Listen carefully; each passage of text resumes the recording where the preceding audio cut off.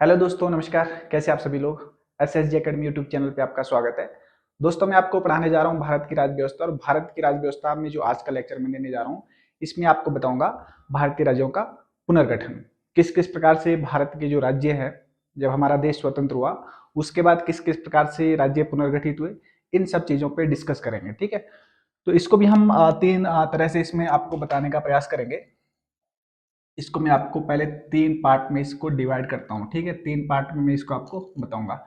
इसमें पहले मैं आपको बताऊंगा देशी रियासतें। देशी रियासतें।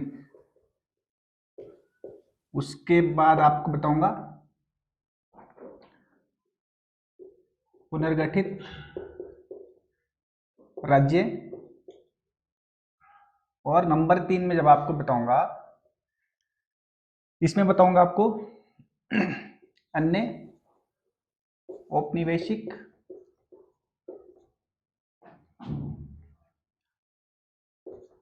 अन्य औपनिवेशिक क्षेत्र जो अभी तक किसी न किसी शक्ति के, विदेशी शक्ति के अधीन है। ठीक है, तो ये जो तीन चीजें हैं, ये इसमें आपको बारी बारी से बताऊंगा।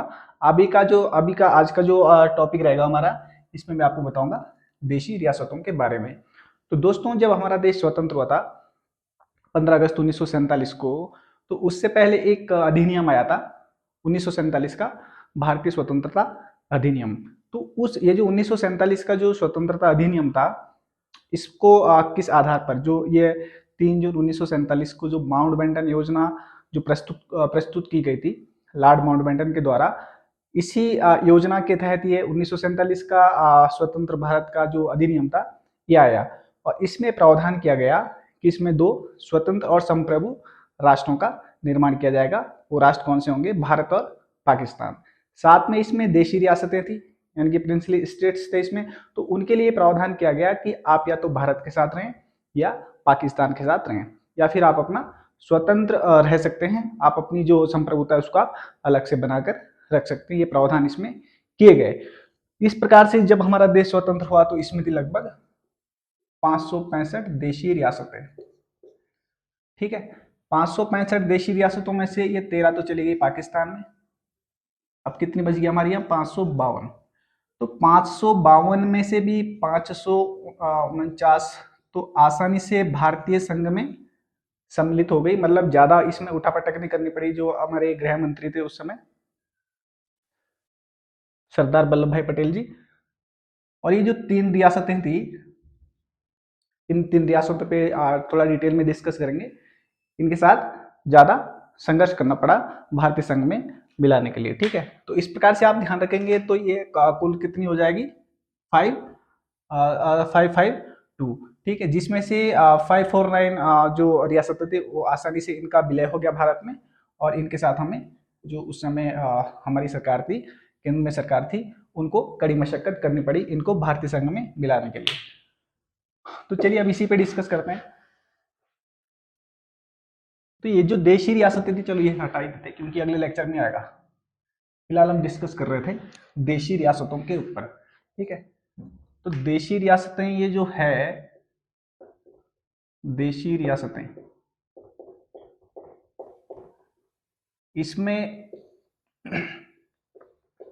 552 माइनस 549 अब हम डिस्कस करेंगे तीन के ऊपर। ठीक है, तो ये जो तीन थी, इसमें सबसे पहले आप लोगे जूनागढ़। जूनागढ़ रियासत, जूनागढ़ रियासत। और नंबर 2 पे आ जाएगी आपकी हैदराबाद रियासत। हैदराबाद रियासत। और नंबर 3 में आ जाएगी कश्मीर रियासत। कश्मीर रियासत। उस समय यहाँ के राजा, जूनागढ़ के जो राजा थे उस समय, इसमें राजा थे जो यहाँ के नवाब थे, मोहम्मद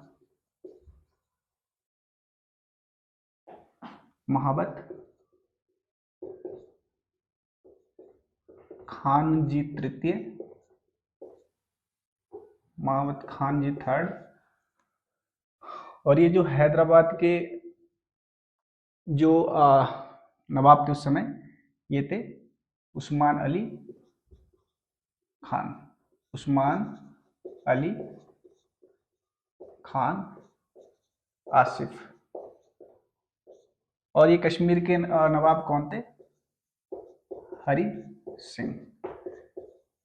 इन पे ही डिस्कस करते हैं, ठीक है। पहले ये नोट कर लें आप। तो इसमें भी सबसे पहले हम एक एक रियासत को इसमें लेंगे। पहले जूनागढ़ की जो रियासत है इस पे डिस्कस करेंगे, उसके बाद डिस्कस करेंगे हैदराबाद रियासत पे, और फिर डिस्कस करेंगे कश्मीर रियासत पे। तो इसको दोस्तों मैं सोच रहा हूँ कि एक मैप के माध्यम से आपको बताऊं, क्योंकि मैप के माध्यम से आपको थोड़ा समझने में आसानी हो जाएगी, ठीक है। तो सबसे पहले जूनागढ़ रियासत के बारे में आपको बताते हैं। जूनागढ़ रियासत एक मैप के माध्यम से समझाने का प्रयास करूंगा आपको। इस प्रकार से ये आपका मैप बन जाएगा। मैप आप पूरा बनाए भारत का जो मैप है, क्योंकि उसकी वजह से क्या हो जाएगा कि आपको समझने में सहूलियत हो जाएगी, ठीक है। पूरा मैप बनाएंगे तो क्योंकि आगे भी जो टॉपिक आपके आने वाले हैं मैप बेस्ड ही रहते हैं अधिकतर जो टॉपिक है। इस प्रकार से ये भारत का मैप बन जाएगा। और इसमें जो जूनागढ़ जो रियासत है ये यहाँ पे है गुजरात में, ठीक है। और यहाँ से पाकिस्तान बिल्कुल इधर पे नजदीक पे ही पड़ता है, ठीक है। उसी प्रकार से ये जो इधर का जो क्षेत्र है ये कश्मीर में पड़ जाएगा। और यहाँ पे जो ये हैदराबाद है ये हैदराबाद की रियासत है। तो ये आपकी आ जाएगी जूनागढ़,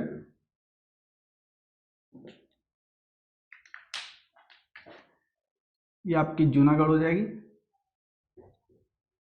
ये आपकी कश्मीर रियासत हो जाएगी, और ये हो जाएगी हैदराबाद। ये 3 रियासतें ऐसी थी जिनको भारतीय संघ में मिलाने के लिए कड़ी मशक्कत करनी पड़ी। तो ये जो जूनागढ़ जो रियासत थी, यहाँ का जैसे मैंने आपको भी शासक बताया, यहाँ का जो नवाब था वो था आपका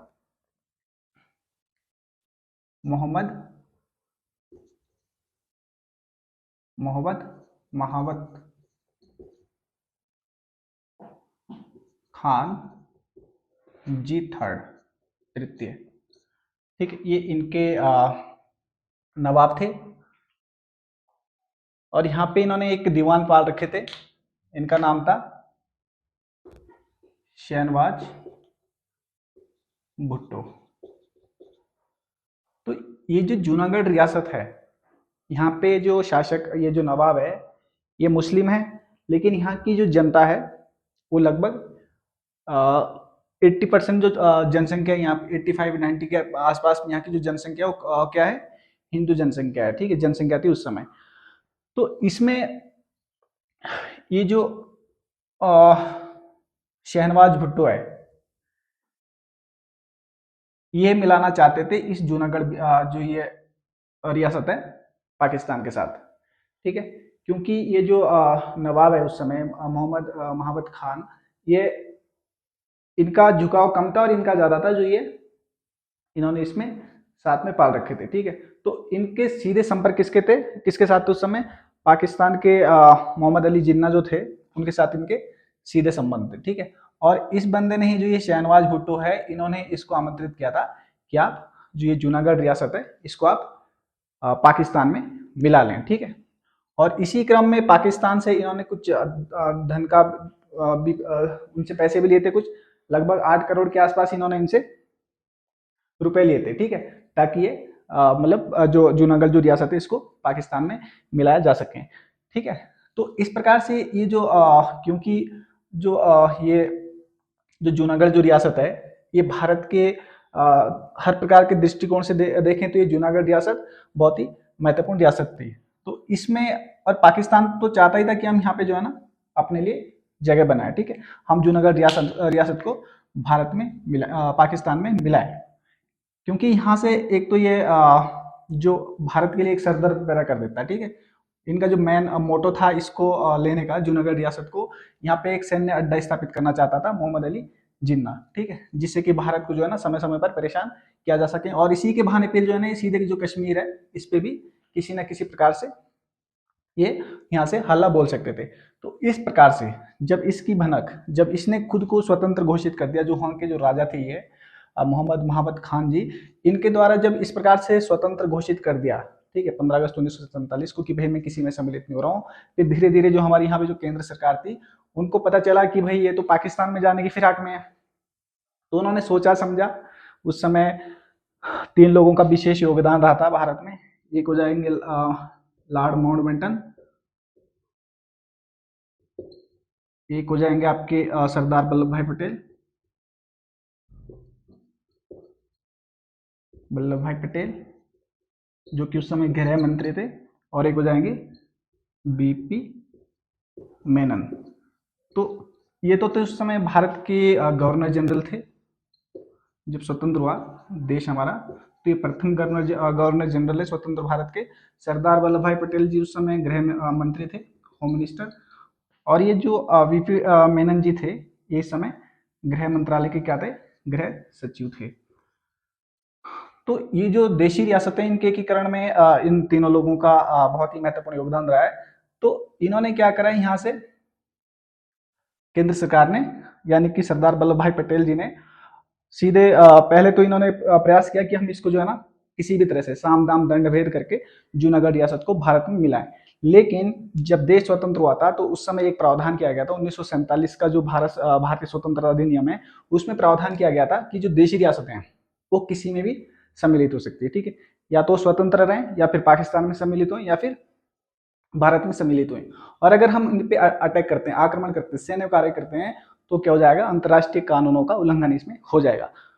और इसी प्रकार से सीधी कार्रवाई तो इसमें नहीं की जा सकती। फिर ये जो लॉर्ड माउंटबेटन है, इनके द्वारा इनको सुझाव दिया गया सरदार वल्लभ भाई पटेल को कि अगर हम इस प्रकार से जूनागढ़ पे सीधे सैनिक कार्रवाई के द्वारा अगर हम इसको अटैक करें, भारतीय संघ में मिलाएं, तो फिर क्योंकि यहाँ की अधिकांश जनसंख्या हिंदू है, और यही क्योंकि अगर हम इसको अपना लेते हैं सैनिक कार्रवाई के द्वारा या किसी अन्य माध्यम के द्वारा, तो जो पाकिस्तान है, इनको फिर कश्मीर को अपनाने के लिए एक बहाना मिल जाएगा कि भाई यहाँ पे जो हिंदू जनसंख्या है, इसी के बहाने इन्होंने यहाँ पे अटैक किया है जूनागढ़ रियासत पे, ठीक है। क्योंकि यहाँ पे जम्मू कश्मीर का ये कश्मीर जो रियासत है, इसके बारे में बताऊंगा, यहाँ पे अधिकतर जो जनसंख्या किसकी है, मुस्लिम है। तो इसलिए इन्होंने ये इसमें इनको सुझाव दिया कि इसमें आप सैनिक कार्रवाई ना करें।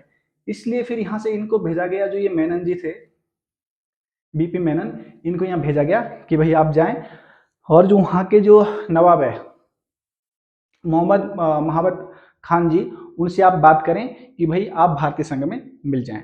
लेकिन यहाँ के जो ये नवाब, ये जो दीवान थे इनके, शहनवाज भुट्टो, ये इतने चालाक थे कि इन्होंने इसको जो ये गृह सचिव थे हमारे, नवाब से मिलने ही नहीं दिया, ठीक है। जो इनके दीवान थे, कभी बहाना लगा देते कि वो बीमार है, कभी लगा देते थे कि वो है नहीं, इस तरह से बहानेबाजी करते थे, ठीक है। क्योंकि इस व्यक्ति के डायरेक्ट लिंक थे किससे, मोहम्मद अली जिन्ना से, शाहनवाज भुट्टो के।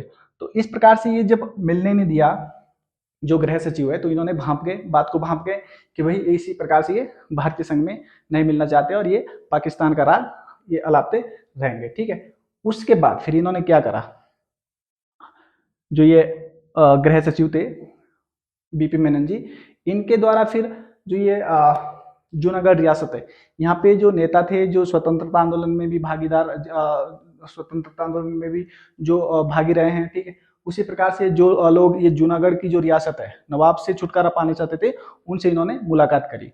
जब मुलाकात करी तो कई जो लोग थे, उन्होंने इनकी मदद की, ठीक है। और इसी बीच एक व्यक्ति थे श्यामल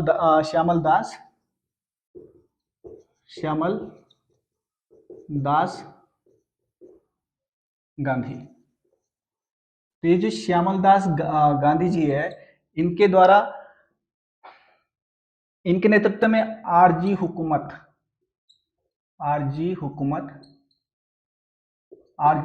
ने क्या कर दिया, ये जो जूनागढ़ की जो रियासत है, इसके खिलाफ हल्ला बोल दिया, ठीक है। तो सबसे पहले ये जो आरजी हुकूमत थी, इन्होंने यहाँ की जो जूनागढ़ की जो जनता थी, उनको अपने तरफ मिला लिया कि भाई ये जो जूनागढ़ के जो नवाब है, इनके अधिकार अब हमारे पास आ गए हैं, ठीक है। उसके बाद फिर इन्होंने क्या कर दिया, जो जूनागढ़ का जो किला था, उसमें इन्होंने धावा बोल दिया, ठीक है। तो जब यहाँ पे धावा बोल दिया तो ये जो व्यक्ति था ये सीधे भाग के यहाँ से कहाँ पहुंचा, कराची, ठीक है। यहाँ तक कि अपने बाल बच्चों को भी, अपने बीवी बच्चों को वहीं छोड़ के भाग गया, ठीक है। हाँ वो जो जेवर थे, सोना चांदी वगैरह इस तरह की सारी चीजें अपने साथ ले गया, लेकिन अपने बीवी बच्चों को वहीं पे छोड़कर भाग गया। अब सारी चीजें किस पे आ गई, इस पे, जो ये सारे फसाद की जड़ था शहनवाज भुट्टो, अब इस पे आ गई, ठीक है।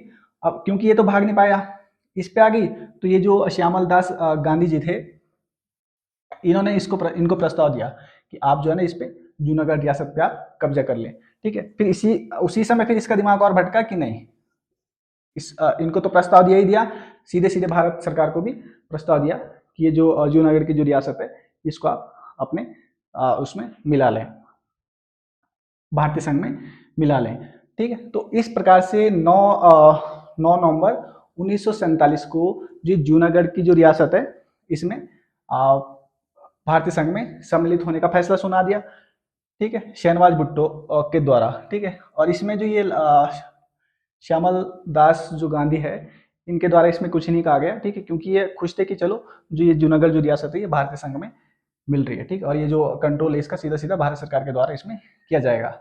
उसके बाद फिर क्योंकि जो वहाँ की जो पब्लिक है उनके मत को जानना भी बहुत जरूरी था कि भाई यहाँ की पब्लिक क्या चाहती है।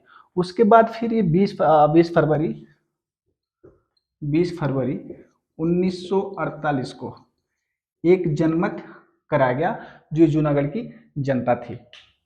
जूनागढ़ की जनता का जब जनमत कराया गया तो इसमें लगभग 1,90,000 से भी ऊपर लोगों ने भारत में मिलने के पक्ष में वोट दिया, और लगभग 91 लोगों ने पाकिस्तान के साथ जाने का इसमें पाकिस्तान के पक्ष में वोट किया। तो इस प्रकार से ये जनमत के आधार पर ये जो जूनागढ़ जो रियासत है ये भारतीय संघ में मिल गई। कब, अगर क्वेश्चन आता है तो आप ये बिल्कुल ध्यान रखेंगे, 20 फरवरी 1948 को जो जूनागढ़ रियासत है इसका भारतीय संघ में विलय हो गया। अब चलते हैं आप हैदराबाद रियासत पे। उम्मीद करता हूँ ये जूनागढ़ रियासत आप समझ गए होंगे।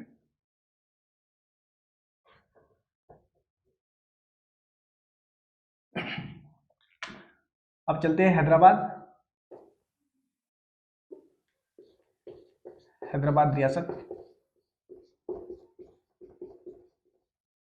ये जो हैदराबाद है काफी बड़ी रियासत है। यहाँ के राजा कौन थे, उस्मान, जो यहाँ के नवाब थे उस्मान अली खान आसिफ। आप सिर्फ इतना ही याद रखें, उससे भी चल जाएगा। तो ये यहाँ के नवाब ये उस्मान अली खान आसिफ थे। और ये भी जब देश स्वतंत्र हुआ हमारा, ये किसके इन्होंने भी क्या राग अलापा कि भाई नहीं हम स्वतंत्र रहेंगे। पहले तो इन्होंने ये कहा कि भाई चलो हम स्वतंत्र रहेंगे, उसके बाद इन्होंने क्या किया, जो यहाँ पे पाकिस्तान के जो उस समय गवर्नर जनरल थे, कौन थे, मोहम्मद अली जिन्ना, ठीक है, क्योंकि प्रधानमंत्री तो लियाकत अली जी थे। तो इन्होंने सीधे सीधे इससे संपर्क साधा, किस व्यक्ति से, मोहम्मद अली जिन्ना से, कि हम जो है ना, आप जो हमारी रियासत है आप इसको पाकिस्तान के साथ मिला लीजिए। लेकिन फिर इस मोहम्मद अली जिन्ना ने यहाँ पे थोड़ी समझदारी का इसने काम किया। इसने कहा कि मैं मुट्ठी भर के लोगों के लिए पाकिस्तान को खतरे में नहीं डाल सकता, ठीक है। लेकिन इसके बाद भी ये बंदा यहीं पे नहीं रुका, जब इस बंदे ने मना कर दिया तो यहाँ इसके बाद भी ये बंदा यहीं पे नहीं रुका। इसके बाद इसने क्या किया, जो पाकिस्तान से फिर संपर्क में रहा, ठीक है, और यहाँ पे जो है ना ये औजार वगैरह इकट्ठे करता रहा, ठीक है, कुछ इरादा रहा होगा उस व्यक्ति का। उसके बाद जो ये जो हैदराबाद का ये जो नवाब था, इसने लगभग 20,000 रजावत पाले हुए थे अपने यहाँ, यानी कि एक निजी सेना है एक प्रकार की, ठीक है, ये एक प्रकार की निजी सेना है।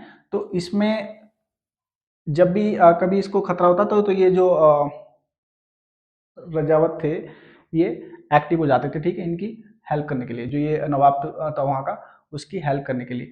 और इस पे इसने क्या किया था, जो उच्च पद थे यहाँ के, जो हैदराबाद में जो नवाब के पास जो उच्च पद थे, इनके जब ये शासन व्यवस्था जो जिस प्रकार से भी चलाते होंगे वो सारे कौन थे, मुस्लिम थे, ठीक है। और यहाँ की भी लगभग 85% जनसंख्या क्या थी, हिंदू थी। तो इस प्रकार से जब ये व्यक्ति बार बार इस प्रकार से औजारों की आपूर्ति करता रहा तो यहाँ पे जो गृह मंत्री थे हमारे सरदार वल्लभ भाई पटेल जी, ये स्थिति को भांप गए, ठीक है, कि बंदा ऐसे नहीं मानेगा और इसको सबक सिखाना ही पड़ेगा, ठीक है। उस समय सरदार वल्लभ भाई पटेल ने कहा था कि जो ये हैदराबाद है, ये भारत के पेट में एक ऐसा कैंसर है जिसका इलाज सिर्फ सर्जरी करके ही हो सकता है, ठीक है। यानी कि इसको सीधा करना ही पड़ेगा किसी ना किसी तरह से, ठीक है। लेकिन बात वही आ जाती है, साम दाम दंड भेद तो हम अपना नहीं सकते, क्योंकि वो प्रावधान किसमें किया गया था, 1947 का भारत शासन अधिनियम, जो स्वतंत्रता अधिनियम है, उसमें ये प्रावधान किया गया था कि आप किसी भी रियासत या किसी भी देश पे आप सैनिक कार्रवाई नहीं कर सकते, ठीक है। लेकिन यहाँ पे जब ये ज्यादा ही कुछ गड़बड़ होने लगी तो यहाँ पे जो भारत सरकार थी उन्होंने क्या कर दिया, यहाँ पे ऑपरेशन पोलो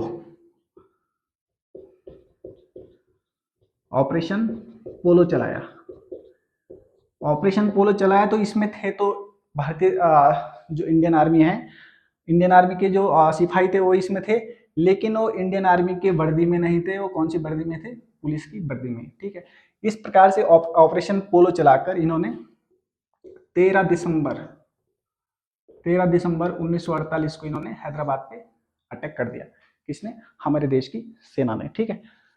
इस प्रकार से 17 दिसंबर 1948 को हैदराबाद भी भारत के कब्जे में आ गया, ठीक है। और ये जो इस प्रकार से भारत के कब्जे में आ गया, तो यहाँ पे ऑपरेशन पोलो जो नाम दिया गया, क्योंकि उस समय हैदराबाद में जो पोलो जो खेल होता है इसके लगभग 17 मैदान थे, ठीक है। यानी कि विश्व में सबसे ज्यादा मैदान यहीं पे थे, इसलिए इसका नाम क्या दिया, ऑपरेशन पोलो, ठीक है। और इसमें लगभग 1373 इसमें ये जो रजावत थे, जो ये हैदराबाद की जो नवाब की जो सेना थी, लगभग इसमें इतने लोग मारे गए और लगभग ये 807 के आसपास इसमें 807 के आसपास में इसमें हैदराबाद के और जवान इसमें मारे गए, ठीक है। ऐसा नहीं कि भारत के जो हमारे सैनिक थे वो भी इसमें शहीद हुए थे, 61 के आसपास इसमें सैनिक हमारे शहीद हुए थे और 91 के आसपास इसमें हमारे जो सैनिक है वो घायल भी हुए थे। इस प्रकार से ये हैदराबाद पे भी कब कब्जा हो गया, 17 दिसंबर 1948 को, ठीक है। अब चलते हैं कश्मीर के ऊपर।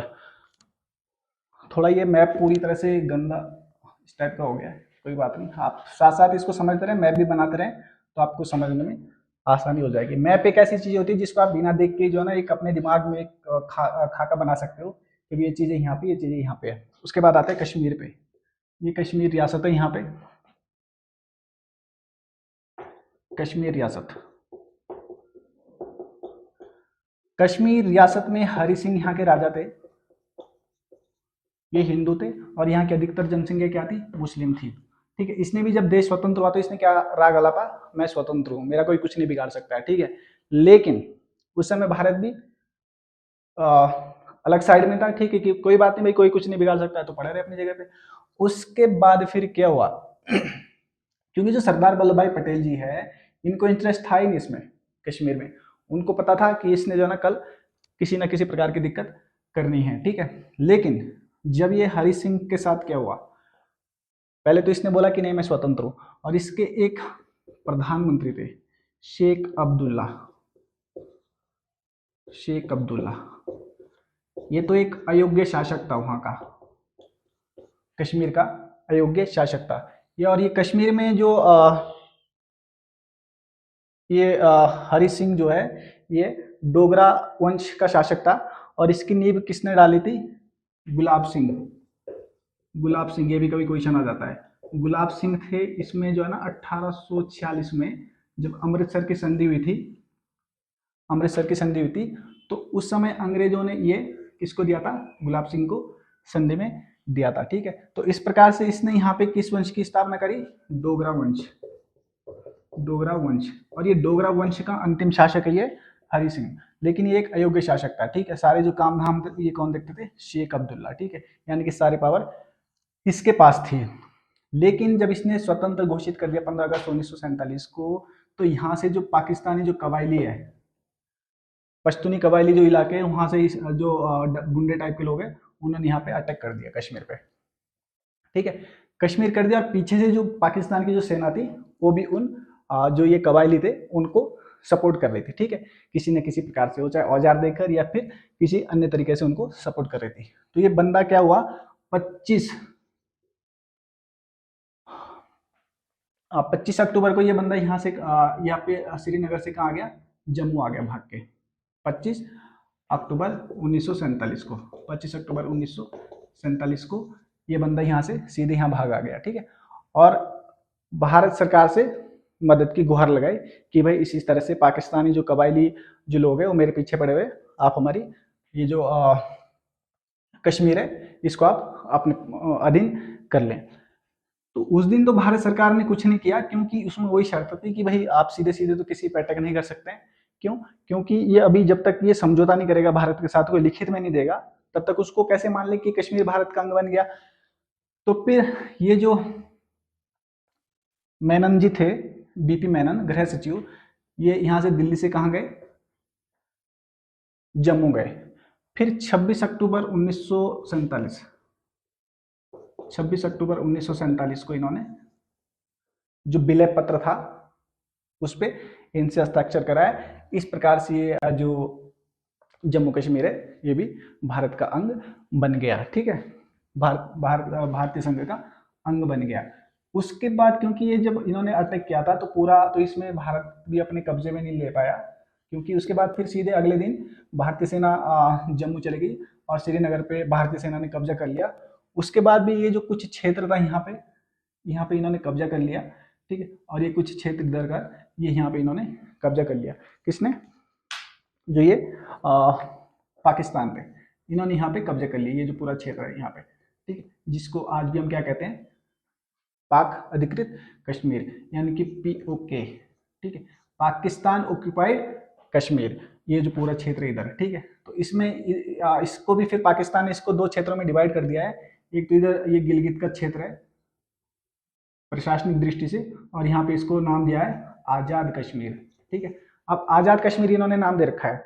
ये भड़काऊ काम इतने करते हैं पाकिस्तान वाले कि यहाँ पे आज़ाद कश्मीर का नाम दे रखा है, जबकि यहाँ से ये लोग क्या करते हैं, आतंकवादी गतिविधियां पैदा करते हैं भारत में हिंसा भड़काने के लिए, ठीक है, यानी कि भारत में अशांति फैलाने के लिए यहाँ से क्या करते हैं, ये आतंकवादी गतिविधियां, यहाँ पे आतंकवादी कैंप चलाते हैं, ट्रेनिंग देते हैं वहाँ पे, ठीक है। जबकि यहाँ की जो जनता है वो भोली वाली जनता है, ठीक है, जिधर कोई लगाता है उधर कोई लोग लग जाते हैं, ठीक है। तो इस प्रकार की यहाँ पे गतिविधि होती है।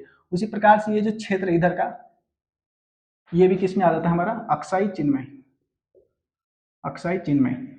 1962 में जब युद्ध हुआ था भारत और चीन का, उस समय चीन ने इसको अपने कब्जे में ले लिया था, ठीक है। लेकिन हालांकि ऑक्यूपाइड जो क्षेत्र है जितने भी, ठीक है, इसको हम अपने ही, ये अभी भी हमारे ही है, ठीक है।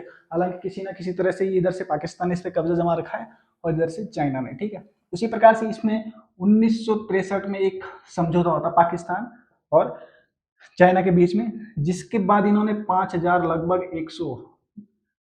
5100 वर्ग किलोमीटर की जो ये POK का जो क्षेत्र है ये इन्होंने चीन को दे दिया था, ठीक है, यानी कि जो हमारा क्षेत्र था वो चीन को दे दिया था, ठीक है। तो इस प्रकार से हमारा यहाँ पे लगातार कश्मीर विवाद तो इनके साथ पाकिस्तान के साथ चलता ही रहता है, ठीक है। और ये अपनी हरकतों से बाज भी नहीं आते, कभी घुसपैठ इधर से कर देते, कभी घुसपैठ इधर से कर देते, इनका कोई भरोसा नहीं है, ठीक है। तो ये सारी चीजें हैं, तो ये आपने ध्यान रखनी है।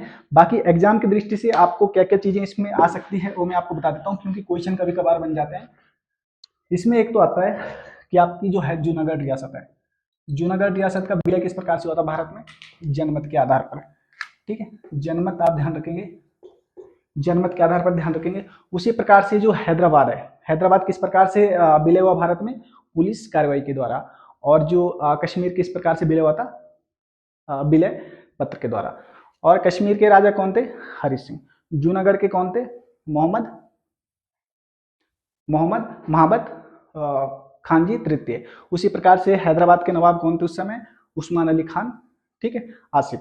इसी प्रकार से जूनागढ़ भारत में कब मिला था ये आपको ध्यान रखना है, हैदराबाद कब मिला था ये आपको ध्यान रखना है, कश्मीर कब मिला था। ये सारी चीजें एग्जाम की दृष्टि से काफी महत्वपूर्ण है, ठीक है। तो इस प्रकार से आप ये सारी चीजें ध्यान रखेंगे। अब इसके 2 पार्ट बच गए। एक आ जाएगा जो उपनिवेशिक क्षेत्र है भारत के, जो उस समय स्वतंत्र नहीं होते, क्योंकि अन्य देशों ने भी किसी ना किसी तरह से कब्जा किया होता, जैसे पुर्तगाल हो गया, फ्रांस हो गया, ठीक है। उसी प्रकार से हमारे किस प्रकार से राज्यों का पुनर्गठन हुआ, किस प्रकार से यहाँ पे जितने भी स्टेट बने हैं, सारी डिटेल में आपको अच्छे से बताऊंगा। तो आप बिल्कुल इसका अच्छे से अध्ययन करें, क्योंकि हम जो भी कंटेंट तैयार करते हैं बहुत समय लगता है, बहुत सारी किताबें छाननी पड़ती है, उसके बाद कोई एक कंटेंट बनता है, ठीक है, क्योंकि एक किताब में ये चीजें आपको कहीं भी नहीं मिलेगी, ठीक है। तो आप इसको उस प्रकार से अध्ययन करें, कोई ना कोई हम इस प्रकार के जो कंटेंट है वो तैयार करके प्रोवाइड कर रहे हैं, ठीक है, जो कि एग्जाम की दृष्टि से काफी महत्वपूर्ण है, ठीक है। बाकी अगर आप ग्रुप सी के एग्जाम दे रहे हैं, उत्तराखंड में जैसे बहुत सारे एग्जाम्स होने हैं, पटवारी के होने हैं, ठीक है, लेखपाल के होने हैं, पुलिस कांस्टेबल के होने हैं, फॉरेस्ट गार्ड के होने हैं, अगर आप इस प्रकार के एग्जाम की तैयारी कर रहे हैं तो आप सिर्फ इतना ध्यान रखें कि हैदराबाद का विलय कब हुआ, ठीक है, जूनागढ़ का विलय कब हुआ, कश्मीर का विलय कब हुआ, जूनागढ़ में शासक कौन था, कश्मीर में शासक कौन था और हैदराबाद में शासक कौन था, ठीक है, किस नियम के तहत हुआ, जनमत के आधार पर हुआ या फिर सैनिक कार्रवाई के द्वारा हुआ या फिर विलय पत्र के द्वारा हुआ, ये चीजें आप ध्यान रखेंगे। बाकी जो सारी डिटेल में मैंने सारी चीजें बताई है, यदि आप यूपीएससी की तैयारी कर रहे हैं या फिर यूकेपीएससी की तैयारी कर रहे हैं या फिर यूपीपीएससी की तैयारी कर रहे हैं, बिहार पीएससी की तैयारी कर रहे हैं या फिर एनपीपीसीएस, जिस भी स्टेट के आप राज्य लोक सेवा आयोग की तैयारी कर रहे हैं या फिर जो संघ लोक सेवा आयोग के जो पेपर्स होते हैं उसकी तैयारी कर रहे हैं, तो आप इसको डिटेल में इसको ध्यान रखें, ठीक है। चाहे आप फिर एसएससी की तैयारी कर रहे हो या फिर एफसीआई, जो भी ऑर्गेनाइजेशन है सेंट्रल लेवल के, किसी भी एग्जाम की आप तैयारी कर रहे हो, तो आप इसको डिटेल में अध्ययन कर सकते हैं, जो मैंने यहाँ पे कराया है, ठीक है। तो इस प्रकार से दोस्तों मिलते हैं अगले लेक्चर में, ठीक है। इसमें मैं आपको पढ़ाऊंगा भारतीय जो राज्य है किस किस प्रकार से बने, और ये जो आपके उपनिवेशिक क्षेत्र थे भारतीय राज्य के, वो किस किस तरह से उनको भारतीय संघ में मिलाया गया, उस पर लेक्चर देंगे अगला। तो मिलते रहिए दोस्तों, आप बने रहे हमारे SSG Academy यूट्यूब चैनल पे, तब तक के लिए धन्यवाद।